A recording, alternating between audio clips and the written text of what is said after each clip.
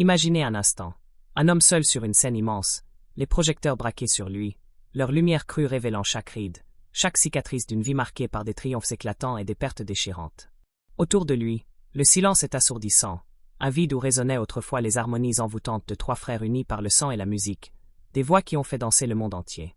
C'est Barry Gibb, aujourd'hui âgé de près de 80 ans, dernier survivant des Bee Gees, une légende vivante portant le poids d'un héritage monumental et d'un chagrin qui ne s'éteint jamais. Ce n'est pas seulement l'histoire d'un groupe iconique qui a défini une époque avec des tubes disco-planétaires. C'est une saga intime et bouleversante de rêves brisés, de traumatismes enfouis, de fratries fracturées et d'une solitude que même la gloire mondiale ne peut apaiser. Vous pensiez connaître les Bee Gees? Leurs chansons vibrantes, leurs costumes scintillants, leur domination des années 70? Détrompez-vous. Derrière les disques d'or et les foules en délire se cache une vérité plus sombre, plus humaine, une histoire que vous n'avez jamais entendue dans son intégralité. Une histoire qui vous hantera longtemps après que la dernière note se sera éteinte. Alors, avant de plonger dans ce récit, prenez une seconde pour aimer cette vidéo si vous sentez déjà que cette exploration des coulisses d'une icône vous captive. Dites-moi en commentaire d'où vous regardez et quelle heure il est chez vous. J'adore savoir que nous partageons ce moment à travers le monde. Maintenant, installez-vous, peut-être avec une lumière tamisée pour recréer l'ambiance d'un vieux club de jazz, et embarquons ensemble dans la vie de Barry Gibb, une odyssée de musique, de douleur et de résilience qui transcende la célébrité. Tout commence dans une rue modeste de Douglas, sur l'île de Man, un coin perdu de la Grande-Bretagne d'après-guerre, où la vie était aussi rude que les vents qui balayaient la mer d'Irlande. Le 1er septembre 1946, Barry Alan Crampton Gibb voit le jour dans la petite maternité Jane Crookall, un hôpital aux murs gris, où les rêves semblaient bien loin des réalités quotidiennes. Ses parents, Hugh et Barbara Gibb, n'étaient pas des gens riches, loin de là. Ils étaient des artisans de la survie, des rêveurs pragmatiques dans une époque marquée par les privations. Hugh, un batteur au charme discret, gagnait sa vie en jouant dans des salles de danse défraîchies et des hôtels côtiers, ses baguettes frappant des rythmes dans des lieux enfumés où les couples tentaient d'oublier les cicatrices de la guerre. Barbara, ancienne chanteuse, avait mis de côté ses propres ambitions artistiques pour élever une famille grandissante, jonglant entre les couches et les factures avec une résilience silencieuse. Barry était le deuxième enfant, après sa sœur aînée Leslie, et son prénom Alan rendait hommage à un oncle décédé en bas âge, une note de mélancolie dès la naissance. La famille vivait dans des logements exigus, déménageant fréquemment au gré des contrats précaires de Hugh, chaque nouvelle adresse un peu plus usée que la précédente. L'argent était rare, les hivers froids, mais la maison vibrait toujours d'une constante, la musique. Les disques tournaient sur un vieux gramophone, les mélodies de big bands et de crooners remplissant l'air, un refuge contre la grisaille. À peine âgé de 18 mois, Barry frôle la mort dans un incident qui marquera sa famille à jamais. Dans un moment d'inattention, alors que Barbara pose une théière d'eau bouillante sur la table de la cuisine, le petit Barry, curieux comme tout enfant, tire sur la nappe. La théière se renverse, déversant un flot brûlant sur son corps fragile.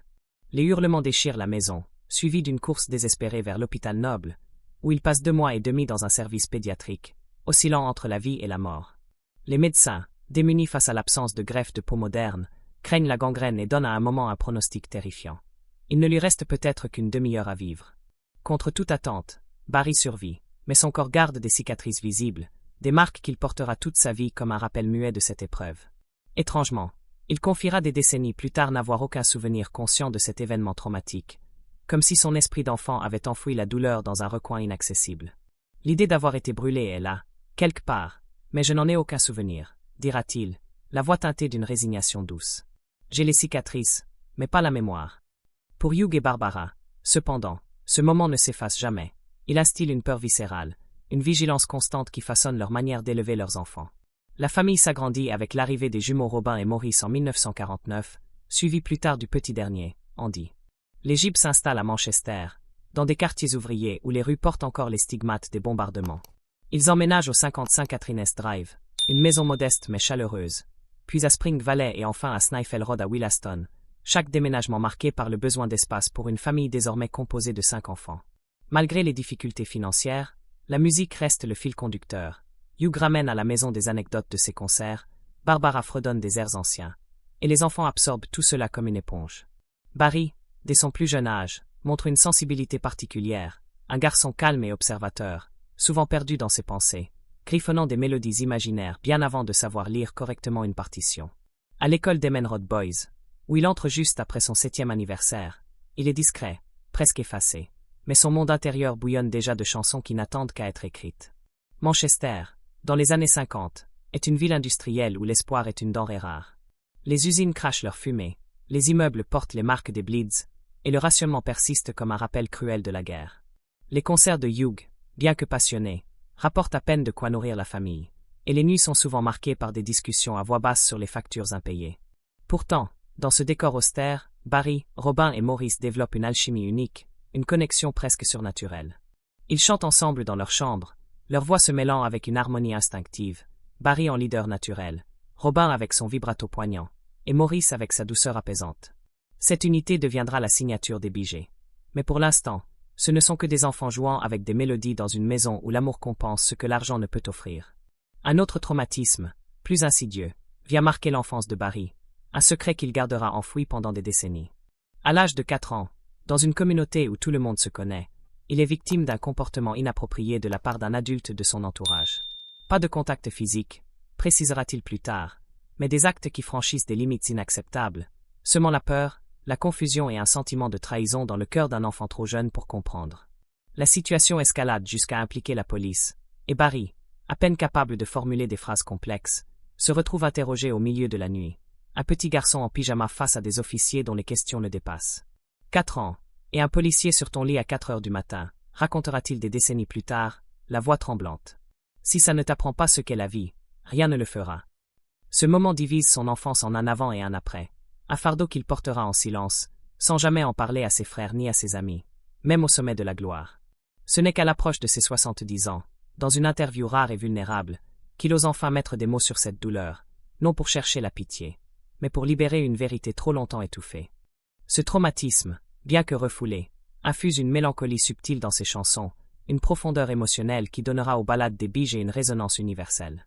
En 1958, la famille Gibb, épuisée par les luttes financières et sociales à Manchester, aggravée par les comportements perturbateurs de Robin, qui développe une fascination inquiétante pour le feu, allant jusqu'à incendier un panneau publicitaire, prend une décision radicale, émigrer en Australie.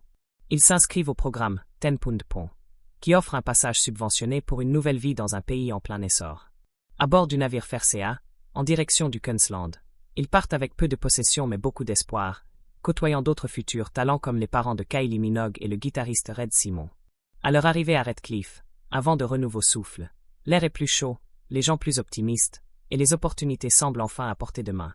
Les frères Gibb, encore adolescents, commencent à se produire dans des lieux improbables, entre les courses à l'hippodrome de Redcliffe, chantant pour des foules qui leur lancent des pièces en guise d'applaudissements, ou dans des clubs locaux où les vacanciers apprécient leur énergie juvénile.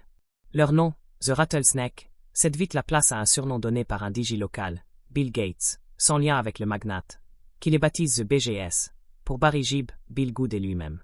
Ainsi naissent les BG, un nom qui deviendra synonyme de légende.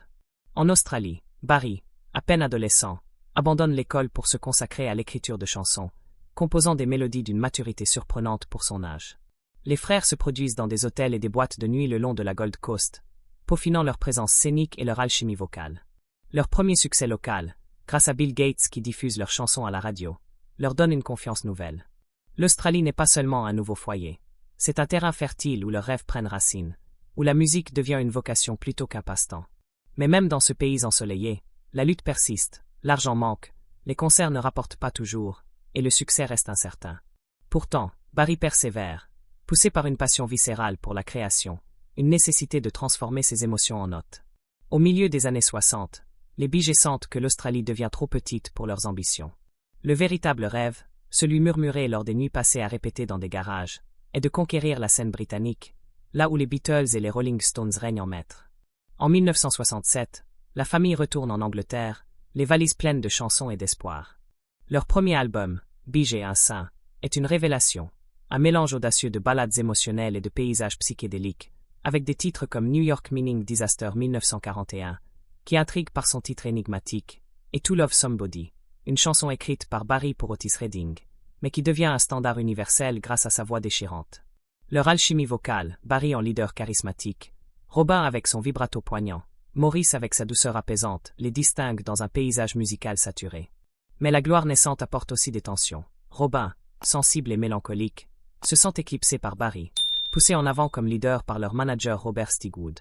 Les désaccords en studio s'enveniment, les égos s'entrechoquent, et en 1969, après une dispute amère sur le choix du single First of May, Robin quitte le groupe, brisant l'unité fraternelle. Ce départ est une blessure profonde pour Barry, qui continue avec Maurice mais sans l'absence de Robin comme un vide créatif et émotionnel. Les Bee Gees sans les trois voix ne sont plus les mêmes, et Barry, pour la première fois, porte seul le poids de l'héritage du groupe. Les années suivantes sont marquées par des projets solos et des tentatives pour maintenir le cap, mais l'étincelle s'estompe. Robin, de son côté, connaît un succès modeste en solo, mais il réalise vite que la magie des Bee Gees réside dans leur union. En 1970, les frères se réunissent, non pas avec des excuses grandioses, mais avec la musique, une harmonie spontanée qui guérit les blessures. Ce retour tombe à point nommé. Le disco, un mouvement naissant, va bientôt les propulser vers des sommets inimaginables. À la fin des années 70, les Bee Gees ne sont plus un groupe, ils sont un phénomène culturel. La bande originale de Saturday Night Fever les catapulte dans la stratosphère. Stayin' Alive, Night Fever, How Deep Is Your Love deviennent des hymnes mondiaux, définissant une époque de pistes de danse illuminées et de costumes scintillants. Ils vendent des millions d'albums, remplissent des stades, écrivent pour des légendes comme Barbra Streisand et Diana Ross. Mais derrière le glamour, les fissures s'élargissent. La pression d'être au sommet est écrasante. Les tournées interminables, les sessions d'enregistrement marathon, les attentes constantes d'innovation. Maurice sombre dans l'alcoolisme, son humour jovial masquant une dépendance croissante. Robin lutte avec des substances pour tenir le rythme, s'éloignant de sa famille et de lui-même. Barry, bien qu'il flirte aussi avec des substances pour stimuler sa créativité. J'ai écrit la moitié de notre catalogue dans cet état, avouera-t-il, reste le pilier, celui qui tente de tenir le groupe uni. Mais les tensions, les absences, les disputes en studio creusent un fossé. Les voix qui s'harmonisaient si parfaitement sur scène sont de plus en plus dissonantes en coulisses. La tragédie frappe en 1988 avec la mort d'Andy, le plus jeune frère, emporté à 30 ans par une inflammation cardiaque aggravée par des années de toxicomanie. Barry, qui le considérait comme son protégé, est dévasté, rongé par l'impuissance d'avoir vu Andy glisser malgré ses efforts pour le guider. Puis, en 2003, Maurice succombe à une complication intestinale soudaine, une perte brutale qui laisse Barry et Robin orphelins de leur lien fraternel. Sans Maurice, le pacificateur, les tensions entre Barry et Robin s'intensifient. Et en 2012, Robin s'éteint après un combat contre le cancer, laissant Barry seul. Chaque frère que j'ai perdu, c'était à un moment où on ne se parlait plus, confiera Barry dans une interview déchirante, les larmes aux yeux. C'est avec ça que je vis maintenant. Après la mort de Robin, Barry envisage d'abandonner la musique, incapable de supporter le son de sa propre voix sans l'écho de ses frères.